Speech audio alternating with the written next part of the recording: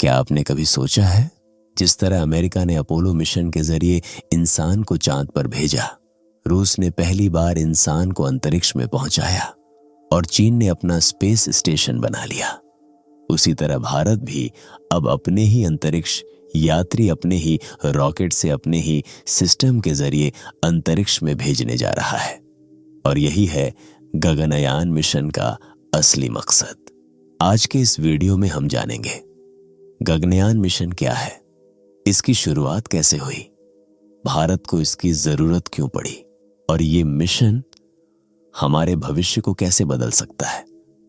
नमस्कार दोस्तों, आप देख रहे हैं डिकोडिंग यूनिवर्स हिंदी और आज हम बात करने वाले हैं भारत के उस ऐतिहासिक मिशन की जो हमारे देश को स्पेस सुपर पावर की एक नई ऊंचाई पर ले जाने वाला है।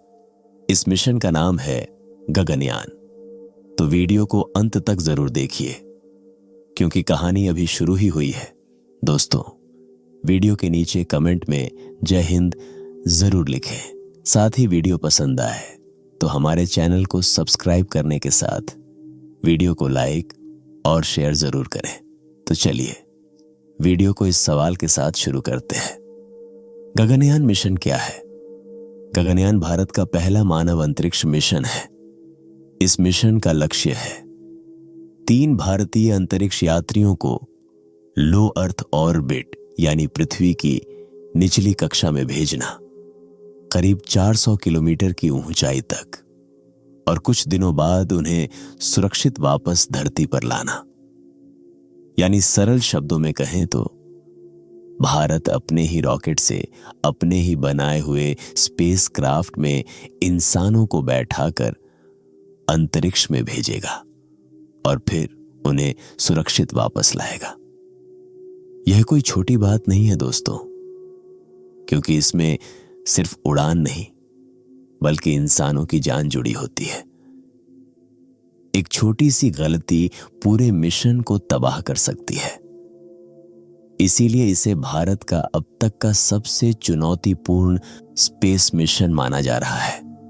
अब सवाल उठता है, भारत को गगनयान जैसे मिशन की जरूरत ही क्यों पड़ी?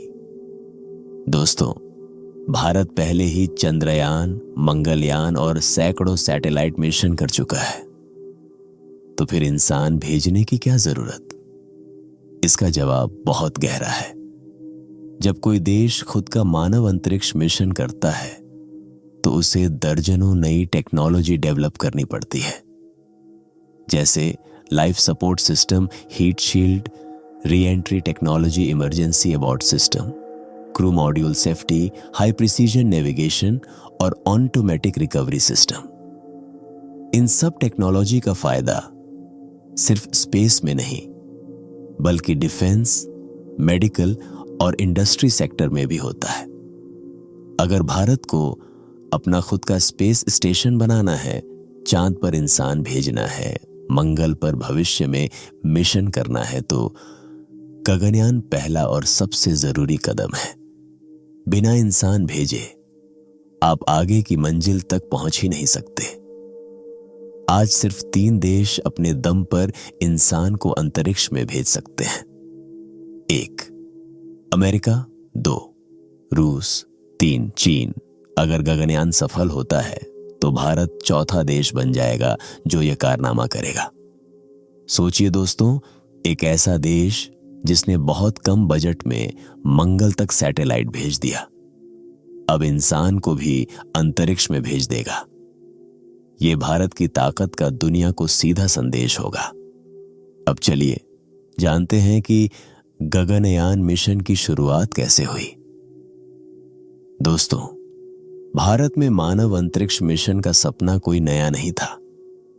इसरो इस पर 1990 के दशक से ही सोच रहा था, लेकिन असली मंजूरी मिली 15 अगस्त 2018 को, जब भारत के प्रधानमंत्री ने लाल किले से अपने भाषण में कहा, भारत 2022 तक अपने बेटे बेटियों को अंतरिक्ष में भेजेगा। यहीं से गगनयान मिशन को सरकारी मंजूरी मिल गई। इसके बाद दिसंबर 2018 में कैबिनेट ने इसे आधिकारिक रूप से अप्रूव कर दिया और तभी से इसरो ने इस पर फुल स्पीड में काम शुरू कर दिया। गगनयान मिशन सिर्फ एक रॉकेट नहीं है, यह कई बड़े सिस्टम्स का कॉम्बिनेशन है। आइए आसान भाषा में समझते हैं। गगनयान के लिए इसरो अपने भारी रॉकेट LV-M3 का इस्तेमाल कर रहा है। इसे पहले GSLV Mk3 कहा जाता था। यह रॉकेट इतना ताकतवर है कि लगभग 8 टन वजन को अंतरिक्ष में ले जा सकता है। यही रॉकेट क्रू मॉड्यूल को धरती की कक्षा तक पहुंचाएगा। क्रू मॉड्यूल वो कैप्सूल है जिसमें अंतरिक्ष यात्री बैठेंगे। इसी के अंदर ऑक्सीजन होगी, तापमान कंट्रोल होगा, खाने पीने का सिस्टम होगा, टॉयलेट सिस्टम होगा और इमरजेंसी सेफ्टी फीचर्स होंगे। यही मॉड्यूल वापसी के समय धरती के वातावरण में घुसेगा और पैराशूट की मदद से समंदर में लैंड करेगा। क्रू मॉड्यूल के साथ जुड़ा होता है सर्विस मॉड्यूल। इसमें होता है fuel, engine, power supply, thermal control and communication system. सरल शब्दों में यह पूरा सिस्टम स्पेस क्राफ्ट का इंजन रूम है। गगनयान मिशन से पहले इसरो एक खास रोबोट को भेजेगा। इसका नाम है व्योममित्रा। यह एक ह्यूमनॉइड रोबोट है जो इंसानों की तरह ही क्रू मॉड्यूल में बैठेगा। इसका काम होगा सिस्टम्स को टेस्ट करना, इंसानों जैसे हालात में डेटा इकट्ठा करना, इमरजेंसी सिचुएशन में रिस्पॉन्स देना और मिशन की सेफ्टी को परखना।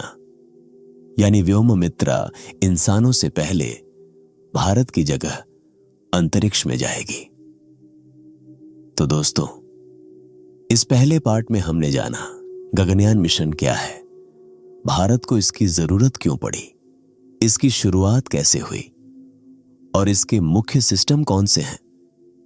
अगले पार्ट में हम जानेंगे गगनयान की ट्रेनिंग कैसे हो रही है, अंतरिक्ष यात्री कैसे चुने गए, मिशन की टाइमलाइन और अब तक के टेस्ट फ्लाइट्स का पूरा सच। दोस्तों, आप देख रहे हैं डिकोडिंग यूनिवर्स हिंदी और अब हम अपनी गगनयान सीरीज के दूसरे पार्ट को शुरू करने जा रहे हैं। इस पार्ट में हम जानेंगे भारत के पहले अंतरिक्ष यात्रियों को कैसे चुना गया, उन्हें कैसी कैसी ट्रेनिंग दी जा रही है, व्योममित्रा रोबोट असल में क्या करेगी और गगनयान से पहले कौन कौन सी टेस्ट फ्लाइट्स हो चुकी हैं। तो चलिए कहानी को वहीं से आगे बढ़ाते हैं। दोस्तों, अंतरिक्ष यात्री बनना दुनिया की सबसे मुश्किल नौकरियों में से एक है। हर कोई इसके लिए फिट नहीं होता। इसलिए इसरो ने चयन प्रक्रिया को बेहद सख्त रखा। इसरो ने सबसे पहले भारतीय वायुसेना के टेस्ट पायलट्स को चुना। क्यों? क्योंकि टेस्ट पायलट्स तेज फैसले लेना जानते हैं, हाई प्रेशर में शांत रहते हैं, खतरनाक हालात से निपट चुके होते हैं और मशीनों को बेहतर समझते हैं। कुल मिलाकर करीब 150 से ज्यादा पायलट्स इस प्रक्रिया में शामिल हुए। इसके बाद कैंडिडेट्स का बेहद कड़ा मेडिकल चेकअप हुआ, जैसे दिल और दिमाग की जांच, आंखों की रोशनी, सुनने की क्षमता, ब्लड प्रेशर कंट्रोल, हड्डियों की मजबूती और मानसिक स्थिरता। कई महीनों तक चले इन टेस्ट्स के बाद सिर्फ 4 पायलट्स चुने गए। यही 4 पायलट्स भारत के पहले अंतरिक्ष यात्री बनने की दौड़ में हैं। इनमें से 3 को मिशन पर भेजा जाएगा और 1 बैकअप रहेगा। अब सवाल उठता है, इन चुने गए पायलट्स को कैसी ट्रेनिंग दी जा रही है? दोस्तों, यह ट्रेनिंग सिर्फ शारीरिक नहीं, मानसिक और तकनीकी भी होती है। इसरो ने अपने अंतरिक्ष यात्रियों को रूस भेजा। वहां उन्हें कॉस्मोनॉट ट्रेनिंग सेंटर में बेसिक स्पेस ट्रेनिंग दी गई। इसमें शामिल था zero gravity experience spacecraft system की समझ, इमरजेंसी हैंडलिंग, आग लगने की स्थिति में रेस्क्यू, पानी में लैंडिंग की प्रैक्टिस, यानी अगर स्पेस में कुछ भी गड़बड़ हो जाए तो अंतरिक्ष यात्री घबराए नहीं, बल्कि सही फैसला ले। रूस से लौटने के बाद अब ट्रेनिंग भारत में हो रही है। बेंगलुरु में ISRO ने एक खास एस्ट्रोनॉट ट्रेनिंग सेंटर बनाया है। यहां ट्रेनिंग में शामिल हैं सेंट्रीफ्यूज मशीन, तेज जी फोर्स झेलने की प्रैक्टिस, VR सिमुलेटर, स्पेस में काम करने का real feel, under water training, space walk जैसा माहौल बनाने के लिए, इमरजेंसी अबॉर्ड, ड्रिल, अगर लॉन्च के दौरान रॉकेट फेल हो जाए तो क्या करें। दोस्तों, स्पेस में जाना सिर्फ बॉडी की नहीं, दिमाग की भी परीक्षा है, क्योंकि वहां दिन रात का फर्क नहीं होता। आप परिवार से कट जाते हैं, 4 दीवारों में बंद रहते हैं और हर सेकंड रिस्क रहता है।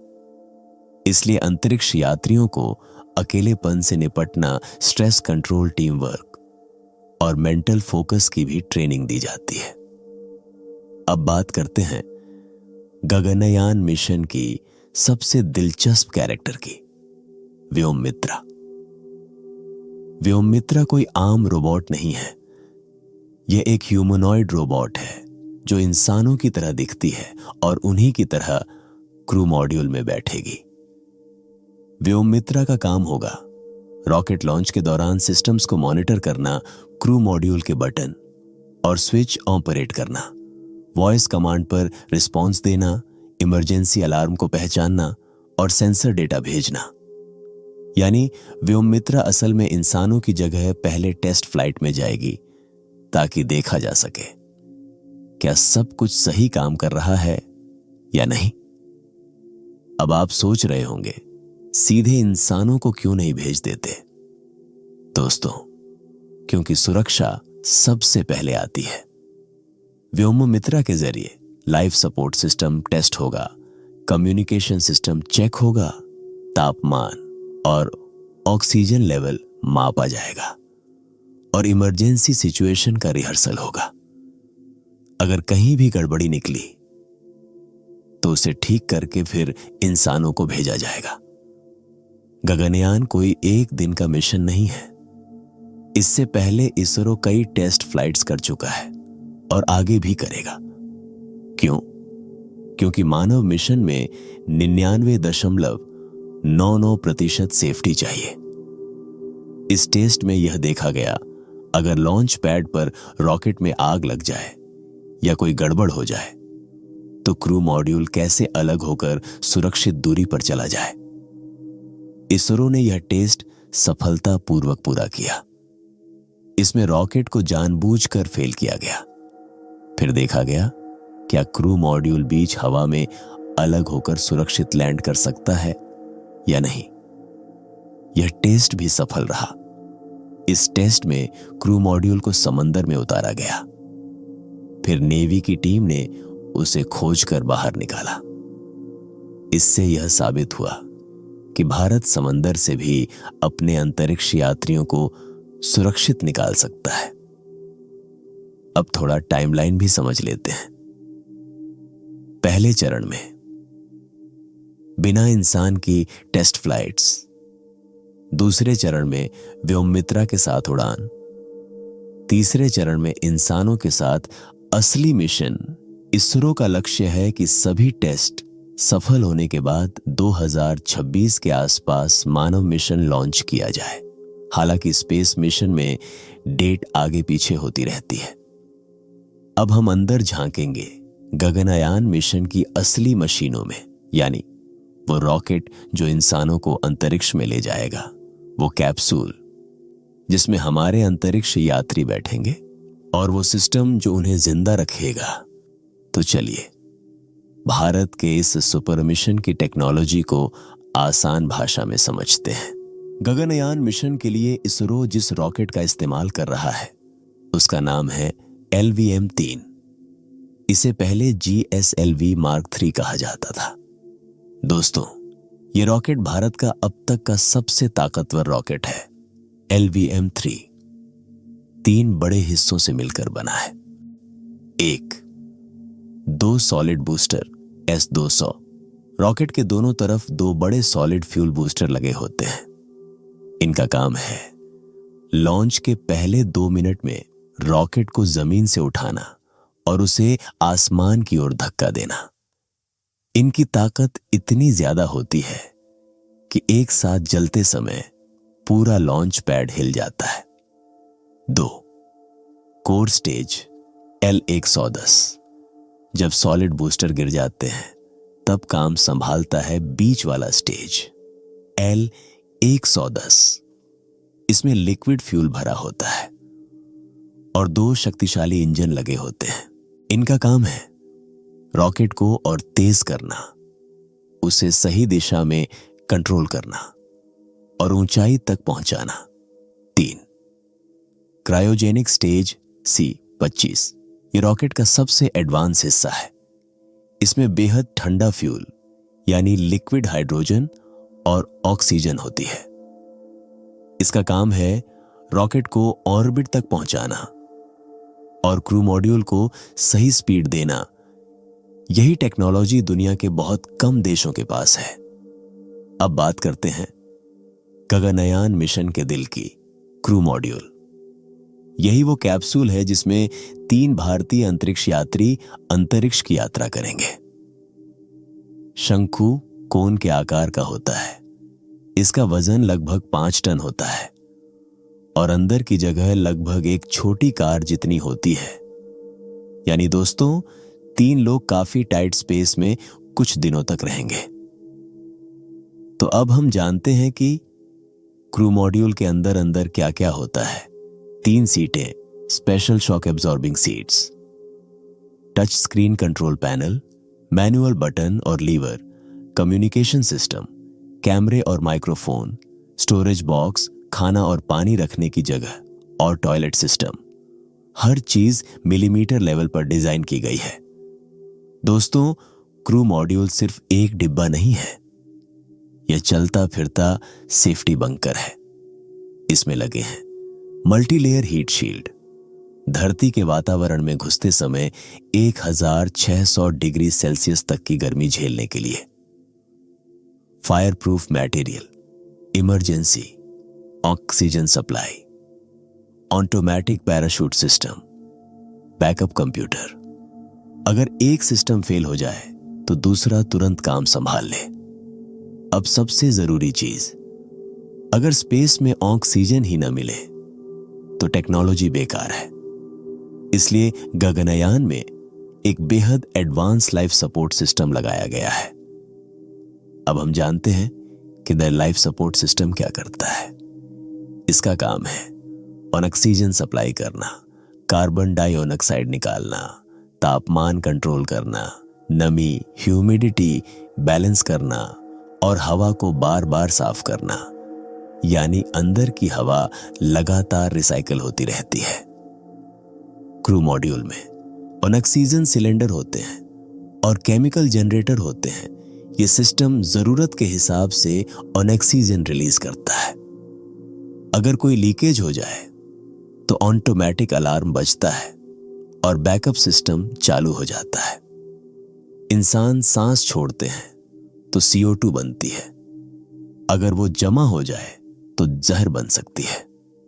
इसलिए गगनयान में खास फिल्टर, केमिकल स्क्रबर और सेंसर्स लगे हैं जो CO2 को पकड़कर बाहर निकाल देते हैं।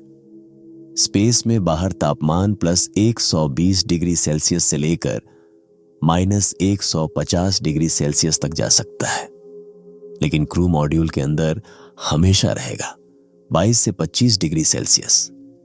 इसके लिए thermal control system, insulation layer और हीटर कूलर यूनिट लगाए गए हैं। पानी के लिए रिसाइकलिंग सिस्टम, पसीने और सांस की नमी से भी पानी वापस बनता है।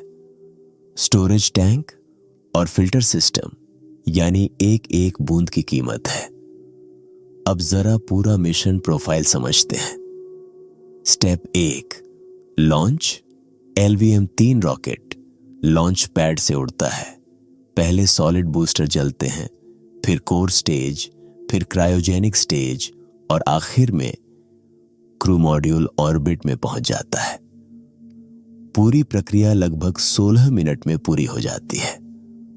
स्टेप 2, ऑर्बिट में रहना। ऑर्बिट में पहुंचकर क्रू मॉड्यूल पृथ्वी के चक्कर लगाता है। अंतरिक्ष यात्री एक्सपेरिमेंट करते हैं, सिस्टम मॉनिटर करते हैं और मिशन कंट्रोल से बात करते हैं। यह फेज 1 से 7 दिन तक का हो सकता है। स्टेप 3, वापसी की तैयारी। वापसी के समय सर्विस मॉड्यूल अलग हो जाता है। क्रू मॉड्यूल अपने आप सही एंगल में मुड़ता है और धरती के वातावरण में घुसता है। स्टेप 4, रीएंट्री और लैंडिंग। हीट शील्ड तेज गर्मी सहती है, स्पीड धीरे धीरे कम होती है। पैराशूट खुलते हैं और कैप्सूल समंदर में उतर जाता है। फिर भारतीय नेवी की टीम उसे खोजकर अंतरिक्ष यात्रियों को बाहर निकालती है। अब हम बात करेंगे इस मिशन के सबसे रियल पहलू पर। गगनयान में क्या क्या चुनौतियां आईं, बजट कितना है और पैसा कहां खर्च हुआ, मिशन में देरी क्यों हुई, और गगनयान के बाद भारत का स्पेस भविष्य क्या है।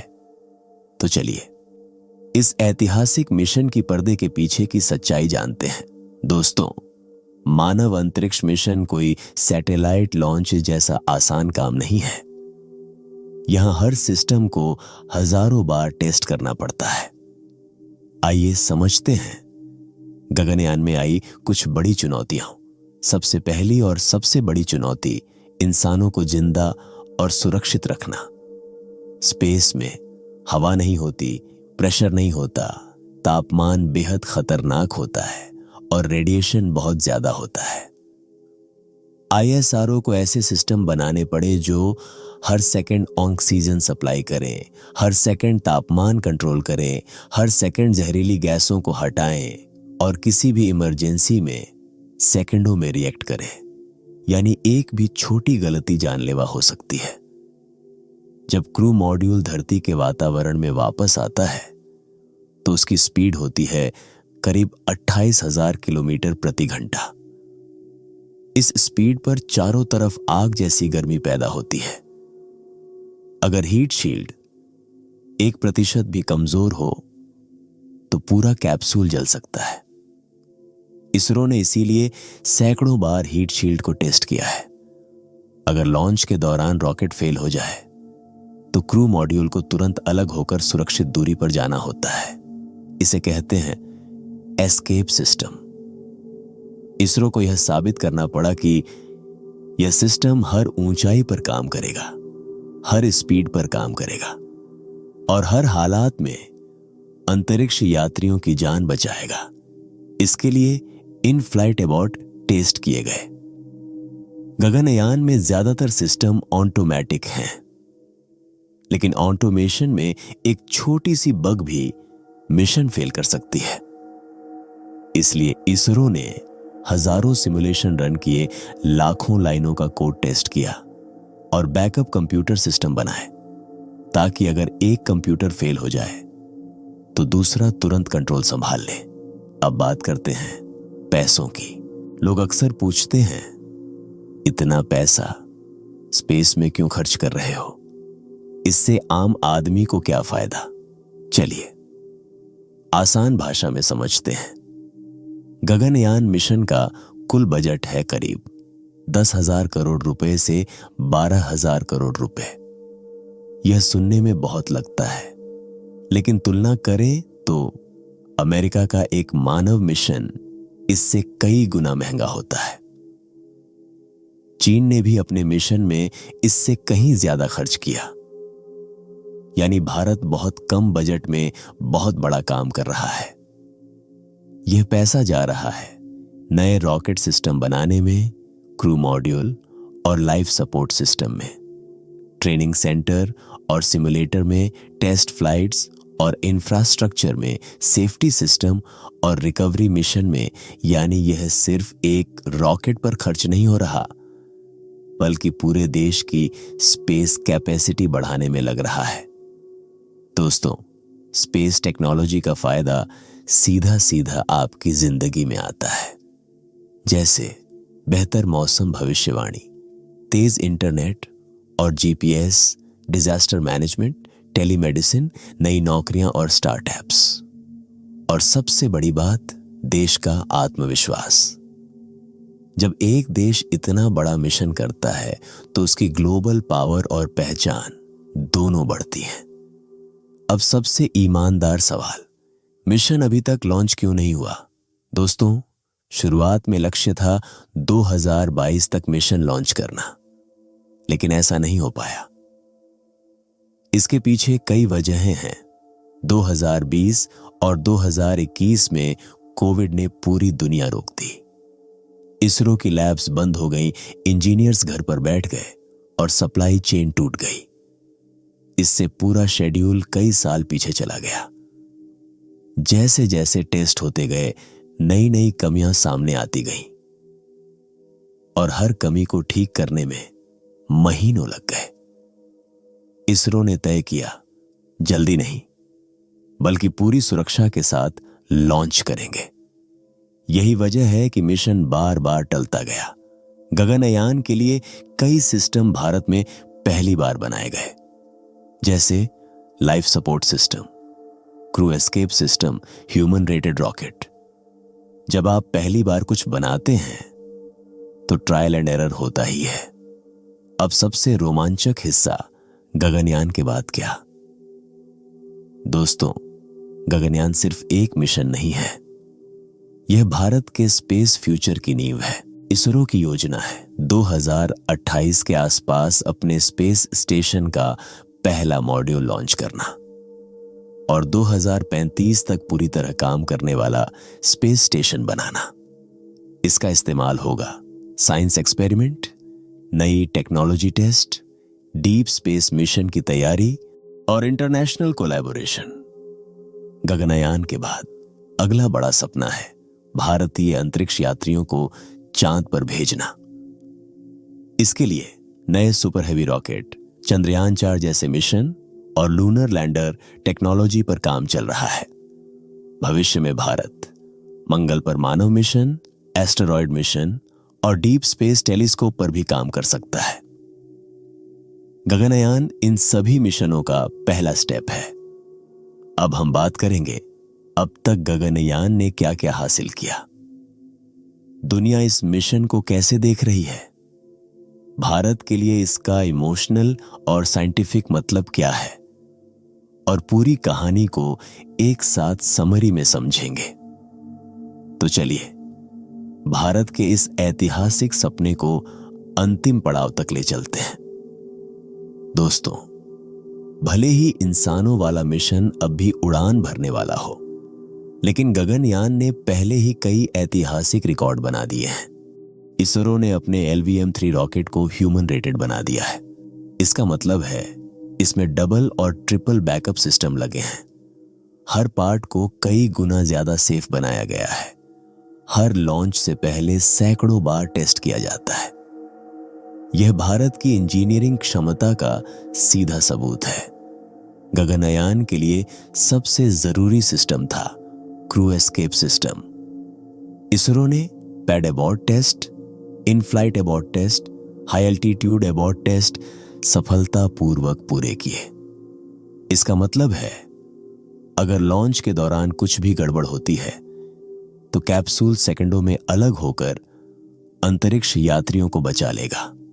इसरो ने क्रू मॉड्यूल को जानबूझकर अंतरिक्ष से तेज स्पीड में वापस लाया और यह देखा हीट शील्ड ने सही काम किया, पैराशूट सही समय पर खुले, कैप्सूल सुरक्षित समंदर में उतरा। यह साबित करता है कि भारत अंतरिक्ष यात्रियों को वापस भी सुरक्षित ला सकता है। व्योममित्रा रोबोट ने सिस्टम ऑपरेशन टेस्ट पास किए, वॉइस कमांड रिस्पॉन्स दिखाया, इमरजेंसी सिचुएशन सिमुलेट की। यानी अब भारत के पास इंसानों से पहले पूरा सिस्टम टेस्ट करने का परफेक्ट तरीका है। अब सवाल उठता है, दुनिया इस मिशन के बारे में क्या सोचती है? दोस्तों, गगनयान सिर्फ भारत का नहीं बल्कि पूरी दुनिया का ध्यान खींच रहा है। अमेरिका और यूरोप के स्पेस एक्सपर्ट्स मानते हैं कि भारत इतने कम बजट में इतना बड़ा मानव मिशन कर रहा है जो अपने आप में एक मिसाल है। इसी वजह से भारत को कहा जा रहा है low cost space super power. Gaganyaan के बाद कई देश भारत के साथ जॉइंट मिशन करना चाहते हैं। विदेशी एजेंसियां भारतीय टेक्नोलॉजी में दिलचस्पी दिखा रही हैं। भारत का रोल ग्लोबल स्पेस पॉलिटिक्स में और मजबूत हो रहा है। नासा और ईसा जैसे संगठन मानते हैं कि भारत का गगनयान मिशन एशिया और अफ्रीका के छोटे देशों के लिए इंस्पिरेशन बनेगा, क्योंकि यह दिखाता है अगर आप स्मार्ट प्लानिंग करें तो सीमित संसाधनों में भी बड़े सपने पूरे किए जा सकते हैं। अब बात करते हैं सबसे दिल को छूने वाले पहलू की। गगनयान सिर्फ एक टेक्निकल मिशन नहीं है, यह एक भावना है। गगनयान दिखाता है कि भारत अब दूसरों पर निर्भर नहीं है। हम अपना रॉकेट खुद बनाते हैं, अपना स्पेस क्राफ्ट खुद बनाते हैं, अपने अंतरिक्ष यात्री खुद ट्रेन करते हैं और अपनी टेक्नोलॉजी खुद डेवलप करते हैं। यह हर भारतीय के लिए गर्व की बात है।